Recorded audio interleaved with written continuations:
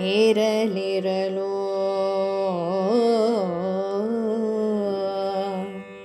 ಶಂತನು ಮಹೀಪತಿ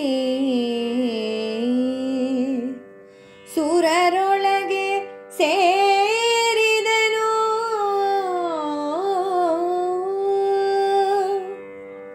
ಬಳಿಕಯೇ ಧರಣಿಯ ಒಡೆತನವು ಆಯ್ತು ಚಿತ್ರಾಂಗದ ಕುಮಾರಂಗೆ. ಅರಸ ಕೇಳೈ ಜನಮೇ ಜಯನೆ ಕೇಳೈ. ಕೆಲವು ಕಾಲಾಂತರದಲ್ಲಿ ಆತನು ಕಾದೆ ಗಂಧರ್ವರಲ್ಲಿ ಮಾಡಿದನು.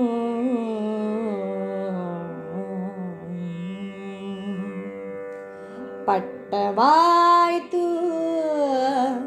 ವಿಚಿತ್ರ ವೀರ್ಯಂಗೆ.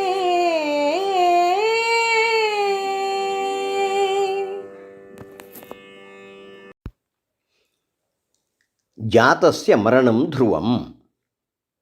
ಹುಟ್ಟಿದವನಿಗೆ ಸಾವು ಖಚಿತ. ಕಾಲನ ಕರೆ ಬಂದಾಗ ಜನಸಾಮಾನ್ಯನಿಂದ ಹಿಡಿದು ಚಕ್ರಾಧಿಪತಿಯವರೆಗೂ ಯಾರೇ ಆದರೂ ಹೋಗಲೇಬೇಕು. ಇದು ಅನಿವಾರ್ಯ. ಕಾಲ ನಿರ್ಣಯವನ್ನು ಯಾರಿಗೂ ಅತಿಗಳೆಯಲಾಗದು.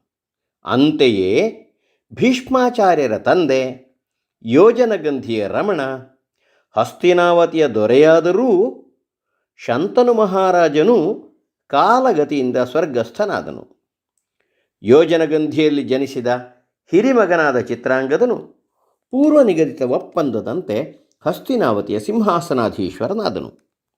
ಆದರೆ ಅವನು ಹೆಚ್ಚು ಸಮಯ ಆಡಳಿತ ನಡೆಸಲು ಸಾಧ್ಯವಾಗಲಿಲ್ಲ.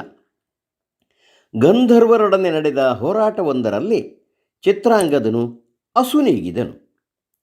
ಆ ಬಳಿಕ ತಮ್ಮನಾದ ವಿಚಿತ್ರವೀರ್ಯನಿಗೆ ಪಟ್ಟ